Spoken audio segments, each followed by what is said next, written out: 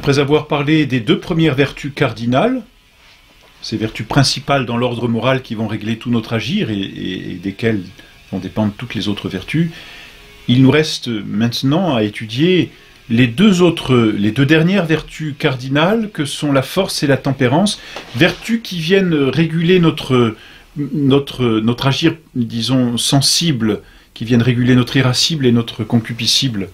Les anges, par exemple, qui n'ont pas de corps, qui n'ont pas de passion, qui n'ont pas de sensibilité, n'ont pas ces vertus de force et n'ont pas ces vertus de tempérance, parce qu'ils n'ont rien à réguler dans l'ordre corporel.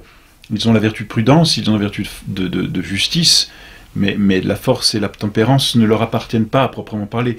Pour nous, la force et la tempérance vont réguler tout ce qu'il y a de sensible en nous. Et tout d'abord, la force. La force va réguler en nous cette partie qu'on appelle l'irascible, c'est-à-dire tout ce qui se porte vers les choses difficiles. Et c'est ça, la force. La force est la vertu qui nous fait entreprendre des choses difficiles, ou même qui nous fait souffrir de grands maux. Voilà donc la vertu de force. Elle chasse finalement en nous la crainte, cette crainte qui vient comme nous faire reculer devant les choses difficiles. Elle vient modérer l'audace, qui, elle, voudrait aller encore plus loin que ce qui est permis, si l'on peut dire. Donc elle vient tempérer la crainte et l'audace et donner à ces deux passions un juste milieu, en étant ni trop craintif, ni trop audacieux.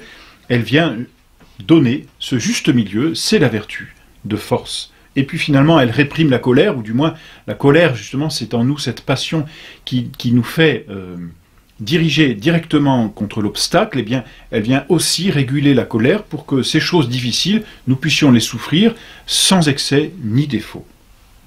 Donc la vertu de force nous fait entreprendre ces choses difficiles, et puis elle nous fait réprimer un excès en nous de crainte qui nous paralyserait. On le dit bien, la crainte nous paralyse. Il y a donc autour de la force une quantité de vertus, on dira annexes justement, d'autres vertus morales qui vont graviter et qui vont être comme les différentes facettes de notre vertu de force. Première vertu, c'est la magnanimité. Le magnanime, c'est celui qui a une grande âme et qui se porte vers les grandes choses. Autre vertu, la magnificence, c'est celui qui est prêt à répandre ou à dépenser beaucoup pour une noble cause. Et donc qui est capable de se séparer même de beaucoup de choses pour une noble cause, magnificence. Autre vertu de force, la patience. Comme le mot l'indique, pâtir. C'est cette vertu qui nous permet de souffrir certains maux et d'en accepter la souffrance. Je suis patient, c'est-à-dire je souffre. D'ailleurs, la première patience, c'est à l'égard de soi-même, je me souffre tel que je suis. Bien difficile. Autre vertu, la persévérance, qui elle nous fait souffrir des maux dans le temps. Persévérance et longanimité, deux vertus qui non seulement sont connexes à la patience, mais sont comme cette vertu de patience prolongée dans le temps, persévérer, n'est-ce pas? Quand on est assiégé par un ennemi, persévérer dans le combat contre cet ennemi. Le fort, voyez, ce n'est pas celui simplement qui se propose d'attaquer l'obstacle, mais celui qui est fort, c'est non seulement celui qui attaque, mais celui qui perdure dans l'attaque. Perdurer, c'est-à-dire continuer dans le temps, cela c'est la force. Persévérance. Notre Seigneur le dit d'ailleurs, seul celui qui persévérera jusqu'au bout sera sauvé. Et cette persévérance, d'ailleurs, même la vertu de force, transparaît le mieux dans cet acte qu'on appelle le martyre, qui consiste là pour le coup à souffrir les plus grands maux. Et le plus grand mal pour nous, c'est la mort, c'est de nous ôter de ce que nous avons de plus précieux, la vie.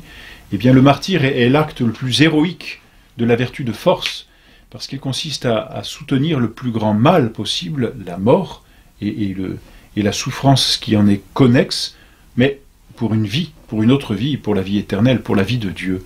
On préfère justement perdre sa vie humaine pour gagner et garder la vie divine. C'est ce qu'il y a de plus héroïque, le martyr. Et celui qui meurt martyr meurt vraiment dans un acte héroïque de la vertu de force. Cette vertu de force, on le sait bien, est connexe à toutes les autres vertus. De foi, bien sûr, d'espérance et de charité. C'est pour garder la foi et l'amour de Dieu qu'il endure le martyr.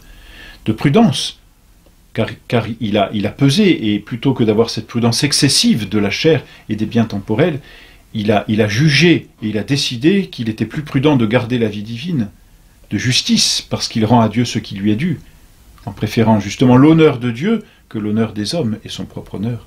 Vertu de force aussi. On peut s'opposer, bien sûr, et on peut pécher contre la force. Ce sont des vertus dont on parle peu, malheureusement, mais il est facile, hélas, de pécher aussi contre la vertu de force. On peut pécher par excès contre la force en étant téméraire, n'est-ce pas, en voyant plus que ce qui est possible, en étant présomptueux, en étant audacieux de façon excessive, et puis on peut pécher par défaut en étant trop craintif et en n'entreprenant rien. Il y a donc ceux qui manquent de force parce qu'ils ne font rien, il y a ceux qui manquent de la vertu de force parce qu'ils en font trop. Et en faire trop, c'est manquer aussi à la force. Il y a ceux qui sont trop forts parce qu'ils sont présomptueux, parce qu'ils sont ambitieux. L'ambitieux pêche, voyez, par excès de force. Il en veut plus qu'il n'en est capable. Il y a des ambitieux qui veulent être chefs alors qu'ils ne sont pas capables d'être chefs, de commander. C'est un ambitieux. C'est un manque de force. Il y a ceux qui sont plus qu'ambitieux, qui pêchent par vaine gloire, justement, trop de force. Et puis, il y a ceux qui manquent de force aussi, comme je vous l'ai dit, en étant trop timides, en étant, on dit, pusillanime. Contrairement à la magnanimité, mania anima, celui qui a une grande âme, qui vraiment est très généreux, le pusillanime, c'est celui qui ne fait rien, une petite âme, pusillanime, craintif, excessif. Il n'ose pas dire, il n'ose pas, reprocher à quelqu'un son mal, alors qu'il le devrait, comme un supérieur peut le faire vis-à-vis de son inférieur, par exemple. On peut pécher contre la force en étant prodigue, n'est-ce pas? La prodigalité, c'est-à-dire qu'au lieu d'être magnificent, c'est-à-dire de dépenser justement, dans un juste milieu, ce qu'il faut, on dépense à l'excès. On pense à cet enfant prodigue d'ailleurs de l'Évangile qui dispense tous ses biens. Prodigalité. La parcimonie, par exemple, c'est un péché par défaut. On ne dépense pas assez. Bon. L'insensibilité, c'est un défaut de force. C'est celui qui n'est pas sensible aux mots qui le concernent ou aux mots du prochain. L'insensibilité, c'est un péché, oui. Péché qui va contre la vertu de force, contre la patience, justement. Oh, ça ne me fait rien, dit-on. Je suis impassible. Je suis insensible. Eh bien, c'est un péché. Non, on doit souffrir et on souffre. Celui qui arrive à ne plus souffrir manque de force. À l'inverse, l'impatient manque de force aussi, puisque lui ne souffre pas non plus, mais parce qu'il ne supporte pas, justement, la souffrance.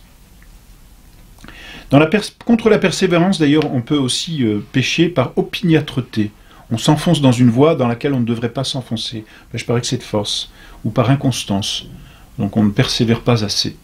On entreprend et puis on arrête. Manque de constance. Voilà donc les péchés contre la vertu de force.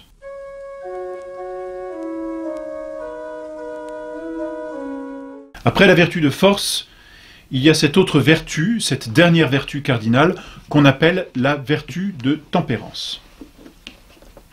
La tempérance vient régler en nous le concupiscible, c'est-à-dire l'attrait des choses concupiscentes, c'est-à-dire des choses qui flattent les sens externes, tout particulièrement effectivement le sens du goût et le sens du toucher, mais c'est une vertu qui vient modérer l'appétit désordonné de nos sens. C'est une vertu qui vient donner le juste milieu dans ce qui peut flatter nos sens, de ce qu'il faut prendre comme étant bon et de ce qu'il faut réfréner comme étant mauvais.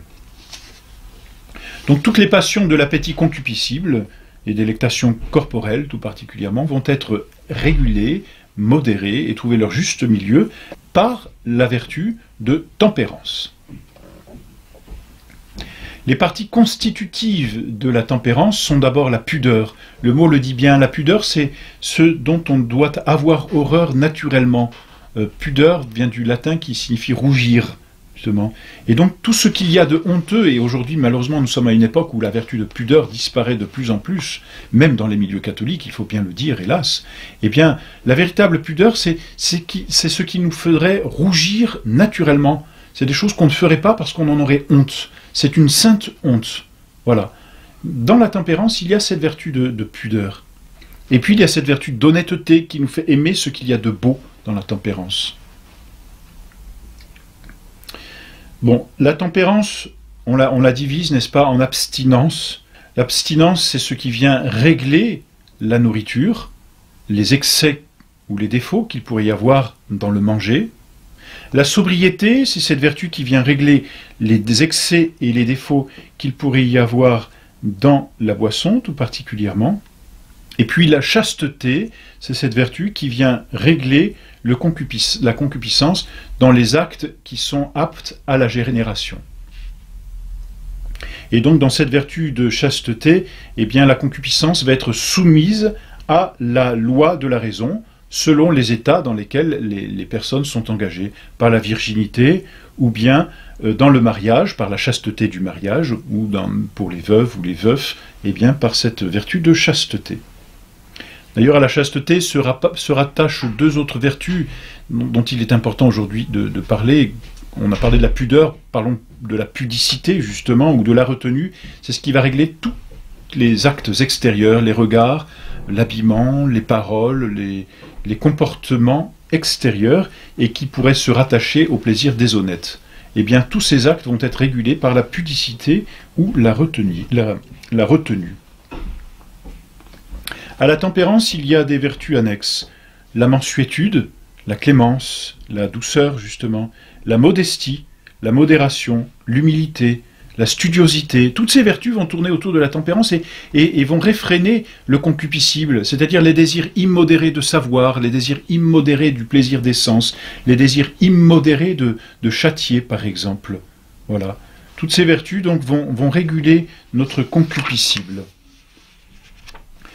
Les péchés, on reverra, on développera tout ce qui concerne les péchés propres à la concupiscence quand on étudiera les commandements de Dieu, quand on étudiera aussi les péchés capitaux. Mais les péchés opposés à la tempérance, eh bien, par défaut, c'est d'abord l'intempérance, et par excès, on peut dire l'insensibilité, encore une fois. L'intempérance dans ce qu'il n'y a plus de retenue dans la recherche effrénée des sens.